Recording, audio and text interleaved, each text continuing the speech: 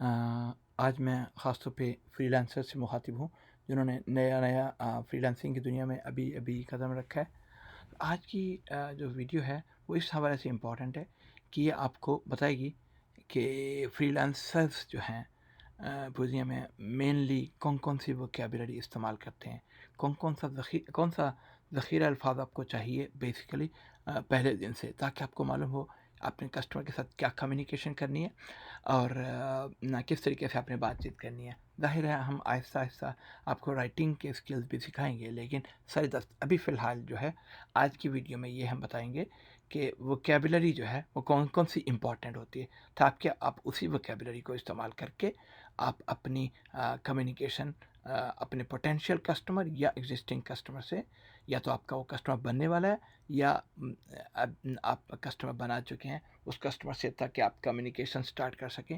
ये बहुत ज़रूरी है, आप इन सारे अल्फाज को याद कीजिए। और अगर आप में से कोई भी ये इस वोकेबलरी को ना लेना चाहे, उर्दू में भी है और इंग्लिश में भी है, तो आप नीचे कमेंट्स में बताइए, तो ताकि हम आपको मैं इंडिविजुअली जो है वो जो है ना वो वोकेबलरी आपको ये प्रोवाइड कर दूंगा। दूसरा तरीका ये है, मैं ये भी सोच रहा हूँ कि यहाँ पे जो वीडियो डिस्क्रिप्शन में मैं आपको वोकेबलरी का लिंक दे दूँ, अपलोड करके वोकेबलरी का लिंक दे दूँ, पीडीएफ फॉर्मेट में आपको मिल जाएगी। तो आप इसको ज़रूर देखिए और इसमें कोशिश कीजिए कि सारे के सारे अल्फाज आपको मालूम हो मतलब के साथ, क्योंकि ये बिल्डिंग ब्लॉक है। ये बुनियादी तौर पे पहले सबसे पहले आपको पहले दिन से आपको आना ज़रूरी है। ये सारे ना जो भी हैं वर्ड्स, इनका मतलब पता होना चाहिए प्रॉपरली। ठीक है जी, तो अब हम स्टार्ट करते हैं। देखिए, ये तो जनरल टर्म्स है। जनरल टर्म्स क्या होती हैं कि जो जनरली हम जब स्टार्ट करते हैं तो वो कौन कौन सी टर्म्स इस्तेमाल होती हैं। पहली तो है फ्रीलांसर। फ्रीलांसर कौन होता है कि देखें, दो तरह के लोग होते हैं। आपने आपके वालिद साहब या आपके कुछ अजीज़ रिश्तेदार या जानने वाले गवर्नमेंट की जॉब करते हैं या किसी प्राइवेट कंपनी में जॉब करते हैं, वो फ्रीलांसर नहीं कहला सकते। फ्रीलांसर वो होता है जो अपनी सर्विसेज प्रोवाइड करता है कस्टमर्स को और इंडिपेंडेंटली घर में बैठ के या जहाँ पे भी बैठ के काम करते हैं, इंडिपेंडेंटली काम करता है। वो एक कंपनी का मुलाजिम नहीं होता, बल्कि वो आप बहुत सारी कंपनीज को एट ए टाइम एक ही वक्त में आप कस्टमर अपनी सर्विसेज दे रहे होते हैं। तो ये होता है फ्रीलांसर। और जी उसके बाद ये है क्लाइंट। किसको कहते हैं? क्लाइंट है आपका कस्टमर, जो जिसको आप अपनी सर्विसेज प्रोवाइड कर रहे होते हैं, वो क्लाइंट होता है। द पर्सन और organization hiring the freelancer for project और टास्क। तो पर्सन या तो एक बंदा भी हो सकता है या कि कंपनी भी हो सकती है, राइट। उसके बाद क्या है गिग। गिग क्या चीज़ है? गिग ये चीज़ है बुनियादी तौर पे कोई भी जॉब है या एक प्रोजेक्ट है जो कि आपका क्लाइंट आपको देता है कि आप अपनी ये जो गिग है इसको कंप्लीट करें, इसीलिए आपको मुलाजिम रखा जाता है। तो इसको इंग्लिश में कैसे ना इसकी डेफिनेशन कैसे होगी? अ स्पेसिफिक जॉब और project that a freelancer is hired to complete. अच्छा, प्रपोज़ल क्या होती है? प्रपोज़ल ये होती है बुनियादी तौर पे आप में से बहुत सारे लोगों को मालूम होगा कि बुनियादी तौर पे कि आपने जब भी कोई आपको प्रोजेक्ट की ऑफ़र आती है तो फिर आपने एक प्रपोज़ल बना के देनी होती है, एक डॉक्यूमेंट होती है कि जिसमें आपने बताना होता है कि मैं ना मेरा ये प्लान है आपके प्रोजेक्ट को कंप्लीट करने का और इतनी टाइम में मुकम्मल इतने टाइम में इस हद तक मैं मुकम्मल करूँगा। आपने टाइम लाइन देनी है और उसमें आपने कॉस्ट बतानी कि मेरी कितनी कॉस्ट होगी और एंड रिज़ल्ट क्या होगा इस प्रोजेक्ट का। तो इस सब को प्रपोज़ल कहते हैं। प्रपोज़ल चाहे अप्रूव करे ये कस्टमर या आपको कुछ चेंजेस करने के लिए कहे तो वो बात की बात है, राइट। आगे बढ़ते हैं जी। कॉन्ट्रैक्ट। कॉन्ट्रैक्ट किसको कहते हैं? बुनियादी तौर पे कॉन्ट्रैक्ट या एग्रीमेंट भी आप कह सकते हैं। कॉन्ट्रैक्ट ये होता है कि जब आपने निगोशिएशंस कर ली, अपनी बातचीत मुकम्मल कर ली कि कितने में होगा, टाइमिंग के बारे में बातचीत होगी वगैरह वगैरह, हर हवाले से बातचीत हो गई, तो फिर आपने वो एक जो लीगली आप भी बाउंड हैं, वो आपने एक एग्रीमेंट करना है कस्टमर के साथ। फ्रीलांसर और कस्टमर के दरमियान ये एग्रीमेंट होता है जो कि बताता है कि ये शराइत होंगी इस प्रोजेक्ट के हवाले से। तो ये आपका कॉन्ट्रैक्ट या एग्रीमेंट कहलाता है। और इनवॉइस किसको कहते हैं? इनवॉइस बुनियादी तौर पे आपका स्पेलिंग सही आने चाहिए सारे लफ्ज़ों के। इनवॉइस बुनियादी तौर पे ये होती है कि बिल होता है कि जब आपने अपनी सर्विसेज जो प्रोवाइड की हैं, जो भी आपने काम किया, प्रोजेक्ट पे काम किया, तो उसकी कितनी अमाउंट थी और आप कितनी कब तक वो जो है ना कस्टमर को लाजमी आपको पे करना चाहिए वो। ठीक है। रिटेनर क्या चीज़ है?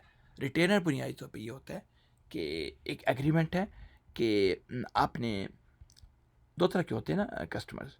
इसको तो आपने एक दफ़ा प्रोजेक्ट दे दिया और बात बात ख़त्म।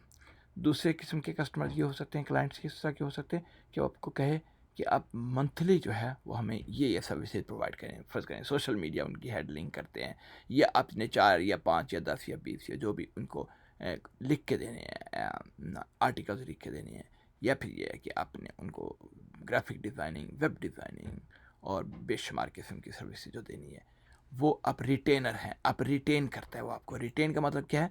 वो आपको मुस्तकिल बुनियादों पे एक ख़ास पीरियड के लिए, फ़र्ज़ करें 3 महीने के लिए, 6 महीने के लिए, या 1 साल के लिए, या अनलिमिटेड टाइम के लिए वो आपको हायर करता है।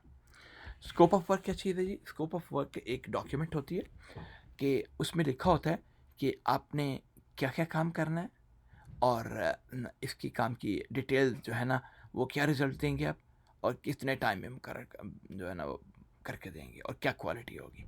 ये scope of work, a detailed description of the work to be performed under a contract और एग्रीमेंट। इससे अगला क्या है जी? Financial terms. इस हवाले से फाइनेंशियल टर्म्स क्या है? The amount a freelancer charges for their services which can B hourly, पर प्रोजेक्ट और पर डिलीवरेबल। रेट क्या होता है? रेट ये होता है कि आप जो भी आप अपनी सर्विसेज दे रहे हैं, जो भी काम करके दे रहे हैं कस्टमर को, तो उसका आप या तो आवरली रेट रखते हैं जी, मैं एक आवर के $10 लूँगा, $15 लूँगा, वगैरह वगैरह, या ये है कि ये जो पूरा प्रोजेक्ट है मैं इसके इतने पैसे लूँगा, राइट? तो इस तरह, या ये है कि मैंने इतना काम करना है और इतने पैसे लेने, इतना काम करना है और इतने पैसे लेने, इस तरीके से पर डिलीवरेबल होता है। उसके बाद डिपॉज़िट क्या चीज़ है जी? डिपॉज़िट ये है कि बुनियादी तौर पे कस्टमर ने आपसे प्रोजेक्ट स्टार्ट कर लिया, तो अभी आपने काम स्टार्ट नहीं किया, लेकिन काम स्टार्ट करने से पहले आप कहते हैं जी फ़र्ज़ करें 10% है, या 20% है, 30% है, वटेवर परसेंटेज, जो भी परसेंटेज है वो आपको पहले दे, ताकि आप काम कर सकें, काम जो है ना वो कर सकें उनका। और उसके लिए अगर ज़रूरत पड़ेगी आपको फ्रीलांसर और फ्रीलांसर की, तो आप अपनी टीम भी बना के, यानी कि आप अपने खर्चे सारे के सारे खर्चे पूरे कर सकें, तो इसको कहते हैं हम डिपॉजिट। तो नेट टर्म्स क्या होती है? नेट टर्म्स ये होती हैं कि बुनियादी तौर पे कि आपने कोई भी, फ़र्ज़ करें आपने इनवॉइस भेजी है या कॉन्टैक्ट किया है, तो इनवॉइस में क्या आप कहते हैं कि नेट 30 है, नेट 15 डेज़ है, नेट 60 है। क्या मतलब है? जिस दिन मैं आपको, यानी कि एज ए फ्रीलांसर आप मेरे क्लाइंट हैं, मैं आपको इनवॉइस भेजता हूँ, उसके 30 डेज के अंदर अंदर आपने पैसे मुझे रेमिट करने हैं, पैसे देने हैं, मुझे भेजने हैं मेरे अकाउंट में, ठीक है। वो टर्म्स जो शर्त जो है वो 30 दिन की भी हो सकती है, और 60 दिन की भी हो सकती है, 15 दिन की हो सकती है, और 1 वीक की भी हो सकती है, नेट 3 डेज भी हो सकती है, जो भी आप मुकर्रर करना चाहिए। It's entirely up to you. अब ये अगला क्या है? एक्सपेंसेस। एक्सपेंसेस में क्या होता है बुनियादी तौर पे? एक्सपेंसेस में ये होता है कि आपने फ़र्ज़ करें कोई भी काम करना है, उस काम को उसको काम करने के हवाले से हो सकता है आपको ना एक वर्डप्रेस का थीम, या किसी और ना जो भी CMS होता है उसका थीम चाहिए होगा, परचेज़ करना होगा एक ख़ास किस्म का प्रोजेक्ट मुकम्मल करने के लिए, या आपको कोई सॉफ्टवेयर रिक्वायर होगा उस ख़ास किस्म के प्रोजेक्ट को मुकम्मल करने के लिए। जितने भी खर्चे होते हैं आपको, जो बिज़नेस से मुतल्लिक़ हैं, जो उसके प्रोजेक्ट से मुतल्लिक़ हैं, उनको एक्सपेंसेस कहते हैं। तो इसको क्या कहते हैं? Additional cost incurred by freelancer while completing a project which may be reimbursable by the client. तो समटाइम्स क्या होता है कि आप उन एक्सपेंसेस को कस्टमर से भी ले सकते हैं। फ़र्ज़ करें किसी के लिए आपने थीम लिया है, तो वो आप कस्टमर को चार्ज कर सकते हैं। लेकिन फ़र्ज़ करें आपने अपना लैपटॉप चेंज किया है, तो मोस्ट प्रॉब्ली आप कस्टमर को चार्ज नहीं कर सकते, क्योंकि ये लैपटॉप सिर्फ इस एक प्रोजेक्ट के लिए नहीं है, बल्कि आइंदा भी आपको काम आएगा। अब उसके बाद अगली वोकैबुलरी क्या है? Work process. जी, वर्क प्रोसेस क्या है? जब आप काम शुरू कर देते हैं किसी भी प्रोजेक्ट पे, तो एक सबसे पहला लफ्ज़ तो आपको आना चाहिए माइलस्टोन। माइलस्टोन क्या होता है? फ़र्ज़ करें आपने एक सादा सी मिसाल लें आप, कि आपने एक जगह से फ़र्ज़ करें आपने पैदल जाना है किसी भी जगह पे, आप लाहौर में हैं तो आपने इस्लामाबाद जाना है, तो सबसे पहले आपका स्टॉप ओवर, फ़र्ज़ करें आप कहते हैं कि जी मैंने मोटरवे के ज़रिए नहीं जाना, नीचे से जाना है GT रोड से, तो आपका पहला स्टॉप ओवर गुजरा वाला होगा, दूसरा स्टॉप ओवर झेलम कर सकते हैं, तीसरा स्टॉप ओवर यानी कि रावलपिंडी हो सकता है। तो इसमें मतलब क्या हुआ कि बुनियादी तौर पे एक प्रोजेक्ट एक ही दफ़ा में आप पूरे का पूरा प्रोजेक्ट 6 महीने आप बात नहीं करते, और ये है कि आप जो है ना वो बिल्कुल 6 महीने के बाद कहते हैं ये ले प्रोजेक्ट, इस तरीके से नहीं होता। आपने डिसाइड करना होता है कि किस टाइम पे किस हद तक कितने परसेंट प्रोजेक्ट आप उनको दे देंगे और कितनी पेमेंट उनकी तरफ से कस्टमर की तरफ से ड्यू होगी। ठीक है, माइलस्टोन ये चीज़ है। क्या मतलब है इंग्लिश में हम कैसे पढ़ेंगे? इसका मतलब समझने के लिए क्या करेंगे? अ सिग्निफिकेंट स्टेज और checkpoint in a project often tied to specific deliverables और पेमेंट्स। उसके बाद क्या है जी? डिलीवरेबल क्या चीज़ है? डिलीवरेबल ये होता है कि बुनियादी तौर पे आपने प्रोजेक्ट शुरू किया हुआ है, तो आपने उनको आज फ़र्ज़ करें 1 महीने का प्रोजेक्ट है, तो हर वीक आपने उनको क्या डिलीवर करना है, किस हद तक प्रोजेक्ट देना है आपने। ठीक है, वो जो जो भी होगा आउटपुट, वो आपने उसको कहते हैं डिलीवरेबल। अच्छा, तो मोस्ट प्रोबेबली होता क्या है, इससे अगली बात मैं अगर करना चाहूँ तो होता यह है कि जब भी को आप प्रोजेक्ट करते हैं तो यकीनन कस्टमर आपको कमेंट्स देता है और अपनी सजेशन देता है कि यहाँ से ये इम्प्रूव करो, उसको कलर नहीं अच्छा लगा, साइज़ नहीं अच्छा लग रहा, या ये है कि वो आपके काम से मुतमईन नहीं है, या ये है कि बहुत अच्छे हैं जी, हो गया ये वो वगैरह वगैरह, मज़ीद आगे जो भी जिस किस्म का भी कमेंट्स देता है उसको हम फीडबैक कह देते हैं। वो भी आपको यानी कि मालूम होना चाहिए फीडबैक का स्पेलिंग भी और कैसे इस्तेमाल करना है लफ्ज़। यकीनन हम इन वर्ड्स को कैसे यूज़ करना है इंशाल्लाह हम अगले लेसन्स में ये सारी बातें करेंगे। उसके बाद क्या है जनाब? रिवीजन। रिवीजन किसको कहते हैं? फ़र्ज़ करें मैंने एज ए फ्रीलांसर एक लोगो डिज़ाइन किया, तो क्या हुआ कि लोगो डिज़ाइन करने के बाद आपको मैंने भेजा, तो आपने कहा जी नहीं जी ये इस तरीके से ये चेंज करो, यहाँ से चेंज करो, ये कलर को इस तरह डालो, ये अच्छा नहीं है, इसको मज़ीद रिवाइव करके इस इम्प्रूव करके भेजो। जो भी आप इंस्ट्रक्शंस देंगे मुझे वो रिवीजन, फिर उसके बाद मैं जो भी मैं एक्ट करूँगा, जिस तरीके से मैं चेंजेस लाऊँगा उसको रिवीजन कहेंगे। अब उससे अगली क्या है? जब हम फ्रीलांसिंग की मार्केटिंग और नेटवर्किंग टर्म्स के हवाले से बात करते हैं तो फिर क्या होता है? वो कौन-कौन से लफ्ज़ हैं जो आपको आने चाहिए? पहली बात तो ये है कि पोर्टफोलियो है। पोर्टफोलियो क्या चीज़ है? कि पोर्टफोलियो आपने जितना भी काम अभी तक किया है, फ़र्ज़ करें आप फ्रीलांसर हैं, मैं आपका पोटेंशियल कस्टमर, अभी कस्टमर बना नहीं हूँ, आपका मुझसे पहला तारुफ़ हुआ है, तो पहला काम मैं क्या करूँगा? आपसे कहूँगा आपका पोर्टफोलियो है? तो 2 पॉसिबिलिटीज़ हैं। एक तो ये है कि आप कहेंगे हाँ जी, फलाँ वेबसाइट के ऊपर ये मेरी वेबसाइट है, मेरा पोर्टफोलियो पड़ा हुआ है, या आप वो उन वेबसाइट्स के लिंक दे देंगे जिन वेबसाइट्स पे आपने काम किया और कहेंगे कि ये मेरा पोर्टफोलियो, ये देख लो। और जब आपने यानी कि जो भी उसने कस्टमर ने जो भी फीडबैक देना हो, आगे चलना हो या ना चलना हो, जो भी डिसाइड, वो पोर्टफोलियो की बेस पे आपका जो पास्ट एक्सपीरियंस है उसकी बेस पे वो जो है ना वो आपको काम देगा। तो इसको कहते हैं जो अपने पास्ट में जितना भी काम किया, जो भी स्किल्स है आपका, ये एक्सपीरियंस है, वो उसको पोर्टफोलियो कहेंगे। नेटवर्किंग।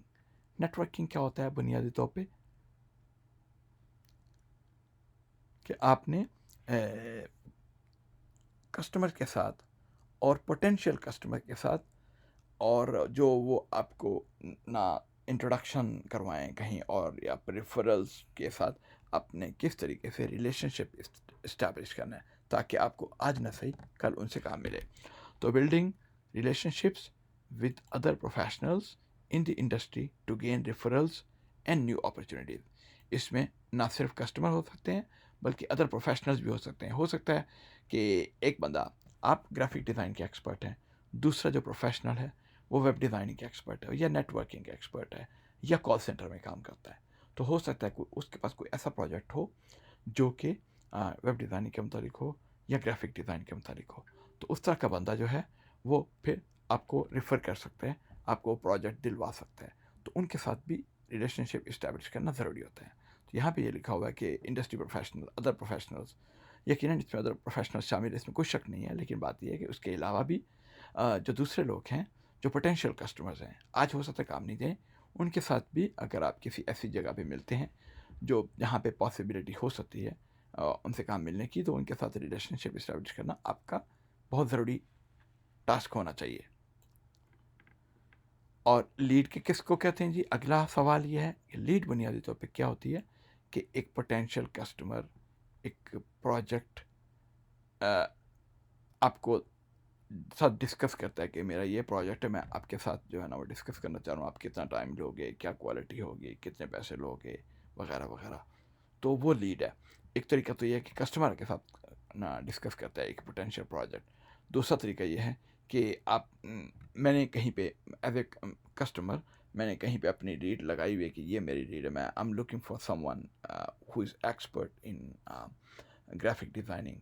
तो अगर मैं ये कहीं पे लिखा हुआ है तो क्या होगा, जैसे कि फाइवर में होता है, तो क्या होगा कि कोई भी फ्रीलांसर मुझसे कांटेक्ट कर सकता है इस लीड के बारे में डिस्कस करने के हवाले से कि ये एक प्रोजेक्ट है या लीड है, कि कस्टमर मेरे साथ जो है ना वो फ्रीलांसर मेरे साथ डिस्कस करेगा कि क्या लीड है, उसकी डिटेल्स क्या हैं, क्या क्वालिटी क्या चाह रहे हैं, क्या काम करवाना चाह रहे हैं, इसको लीड हम कहेंगे। उसके बाद बहुत ही इंपॉर्टेंट चीज़ है, और ये ख़ास तौर पे उन लोगों के हवाले से है जो कि सर्च इंजन मार्केटिंग का काम करते हैं, जो कि कस्टमर की वेबसाइट को ऊपर ज़्यादा ट्रैफिक लाने के लिए काम करते हैं। इसको क्या कहते हैं, इस टर्मिनोलॉजी को, इस वोकैबुलरी को कहते हैं search engine optimisation. Search engine optimisation बुनियादी तौर पे इसका काम क्या है कि एक वेबसाइट पे उस पर ज़्यादा से ज़्यादा ट्रैफिक कैसे लेके आनी है और उसको टॉप रैंकिंग में किसी भी कीवर्ड के अगेंस्ट किस तरीके से लेके जाना है। तो इंग्लिश में कैसे लिखा हुआ मैंने, techniques used to increase a website's visibility on search engines, often important for freelancers marketing their services online। ठीक है, आप अपनी वेबसाइट की जो है वो भी सर्च इंजन ऑप्टिमाइजेशन कर सकते हैं, दूसरों की वेबसाइट की सर्च इंजन ऑप्टिमाइजेशन भी कर सकते हैं। अब अगला क्या है जनाब, टूल्स एंड प्लेटफॉर्म्स। बहुत सारे लोग प्लेटफॉर्म इस्तेमाल करते हैं, पता नहीं किसी जगह पे ठीक होगा, लेकिन बहरहाल मैं प्लेटफॉर्म इस्तेमाल करता हूँ और यही सही तलफ़ुज़ है जो कि गोरा इस्तेमाल करते हैं अपनी ज़बान बोलते हुए। अच्छा, फ्रीलांसिंग प्लेटफॉर्म, एक और सेशन में इस बारे हवाले से बात हुई थी कि जी अपवर्क है, फाइवर है, फ्रीलांसर है, गुरु है, इसके अलावा बेशुमार अदर फ्रीलांसिंग प्लेटफॉर्म्स हैं, ये मार्केट प्लेसेस हैं जहाँ पे आप काम तलाश कर सकते हैं।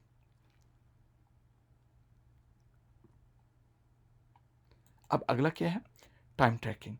टाइम ट्रैकिंग क्या होता है, ये एक तो सॉफ्टवेयर हो सकता है, ये टूल्स हो सकता है जो कि आपके कंप्यूटर के ऊपर लगा दिया जाता है और फिर उसकी बेस पे कस्टमर आपको चेक कर सकते हैं कि आप, या आप भी खुद भी चेक कर सकते हैं कि आपने एक टास्क पे कितना टाइम लगाया। ठीक है, जब आप एक टास्क पे कितना टाइम लगाया, इस तरीके से आपका वो सॉफ्टवेयर या टूल जो है वो कैलकुलेट करेगा, टाइम ट्रैक करेगा। ठीक है, सॉफ्टवेयर और tools use to record the amount of time spent on different task और प्रोजेक्ट्स। अब जी प्रोजेक्ट मैनेजमेंट क्या होती है, ये भी सॉफ्टवेयर या टूल ही होते हैं। किस लिए इस्तेमाल होते हैं कि जो भी आपको प्रोजेक्ट मिला हुआ है उसको ऑर्गेनाइज करने के लिए, मैनेज करने के लिए, और प्रोजेक्ट की प्रोग्रेस कितनी हो गई है, कितना प्रोजेक्ट हो गया है, कितना काम रह गया है, वगैरह वगैरह, उसको मैनेज करने के लिए, उसको चेक करने के लिए, और ताकि और दिखाने के लिए भी कस्टमर को, हाँ जी ये काम हमने कर लिया और ये काम बाकी रहते हैं। अब इसमें क्या क्या है, एक पॉसिबिलिटी तो ये हो सकती है आप ट्रेलो इस्तेमाल कर रहे हो, एक टूल है, असाना है, या monday.com है, या बेशुमार अदर टूल्स हैं, ऐसे ही टूल्स हैं जो कि इस काम के लिए इस्तेमाल होते हैं। आपको ये वोकैबुलरी भी मालूम होनी चाहिए। उसके बाद क्या है जी, legal and compliance terms. NDA, NDA क्या है, non disclosure agreement, non disclosure agreement नहीं, नॉन डिस्क्लोजर एग्रीमेंट। ये क्या है, बुनियादी तौर पे कि फ़र्ज़ करें मैं आपको as a customer, as a client आपको कोई काम देता हूँ, या ये हमारी बातचीत जो भी शुरू होती है, जब भी शुरू होती है तो मैं अपनी कंपनी की बहुत सारी इन्फॉर्मेशन आपके साथ शेयर करूँगा। तो नॉन डिस्क्लोजर एग्रीमेंट ये है कि मैं बातचीत शुरू करने से पहले ये नॉन डिस्क्लोजर एग्रीमेंट कर लूँगा। नॉन डिस्क्लोजर एग्रीमेंट में क्या होगा, मैं लिखा होगा कि आप मेरे प्रोजेक्ट के मतलब कोई भी इंफॉर्मेशन किसी थर्ड पार्टी को, किसी और को नहीं देंगे। ये है नॉन डिस्क्लोजर एग्रीमेंट। अच्छा, उसके बाद क्या है जी, इंटेलेक्चुअल प्रॉपर्टी, आईपी। आईपी क्या होता है कि आपने फ़र्ज़ करें कोई सॉफ्टवेयर बनाया, कोई डिज़ाइन बनाया, या कोई भी अपने नई ईजाद की तो उसके इंटेलेक्चुअल प्रॉपर्टी राइट्स आपको ट्रांसफ़र हो जाएंगे, ठीक है। Creations of the mind such as designs, inventions and works of art which can be legally protected, ठीक है। और लीगली उनको हम प्रोटेक्ट कर सकते हैं। फर्ज करें किसी ने कोई ईजाद की है या एक बिल्कुल नया रेवोल्यूशनरी आइडिया दी है मार्केटिंग के हवाले से या जो भी ना, कोई अब उसने वर्क ऑफ आर्ट जो बनाया बहुत ही खूबसूरत आर्ट है और इंतहाई डिफरेंट है, तो वो उसको पेटेंट करवा सकता है। पेटेंट मीन रजिस्टर करवा सकता है और लीगली अपने काम को सिक्योर कर सकता है ताकि कोई और उसको उस काम को उसकी इजाज़त के बगैर इस्तेमाल ना करे। अच्छा, उसके बाद ये हर जगह पे नहीं होता। फ्रीलांस बिजनेस लाइसेंस होता क्या है कि बुनियादी तौर पे बहुत सारे मुल्कों में, सब में नहीं, बहुत सारे मुल्कों में आपको लाइसेंस लेना पड़ता है बिज़नेस का। अगर आप फ्रीलांसिंग का बिज़नेस करना चाहते हैं तो आपको लाइसेंस लेना पड़ेगा, और ज़ाहिर है जब आप लाइसेंस लेंगे तो उसके कुछ ना कुछ चार्जेस भी होंगे। शायद पाकिस्तान से या इंडिया से मुतल्लिका नहीं है। क्यों? कोई भी बंदा यहाँ पे इन दोनों मुल्कों में या इवन के बांग्लादेश में भी किसी भी वक्त फ्रीलांसिंग का बिज़नेस स्टार्ट कर सकता है, राइट। अगला हो गया जी टैक्स डिडक्टिबल। टैक्स डिडक्टिबल क्या होता है कि बुनियादी तौर पे आप जहाँ पे भी रह रहे हैं तो वो आपकी इनकम पे टैक्स लगा सकते हैं। तो अगर आप वो इनकम पे टैक्स लगा सकते हैं तो फिर क्या मतलब होता है कि बुनियादी तौर पे उसको हम टैक्स डिडक्टिबल कहेंगे। यानी कि आपने जो भी इनकम कमाई उसमें से टैक्स कितना कटा वो जो है वो टैक्स डिडक्टिबल में के ज़ुमरे में आ गया। अब ये है कि ये उर्दू में है, ये आम इस्तिलाहात हैं, ये जो भी हमने पहले इंग्लिश में डिस्कस किया वो ये इस्तिलाहात हैं। प्रपोजल है, फ्रीलांसर है, गिग है, उर्दू में लिखा हुआ है। मुआहिदा किसको कहते हैं, इनवॉइस किसको कहते हैं, रिटेनर किसको कहते हैं, तो स्कोप ऑफ वर्क क्या होता है, ये सारी की सारी चीज़ें इसमें दी हुई हैं उर्दू में। अगर आप ये फ़ाइल चाहिए तो मुझे बताइए ताकि मैं आपको फ़ौरन ये फ़ाइल भेज सकूं, ठीक है। ये मेल में आपको मिल जाएगी, लेकिन आपने सिर्फ नीचे कमेंट में बताना है कि आपको ये फ़ाइल चाहिए और मैं आपको फ़ौरी तौर पे भिजवा दूंगा।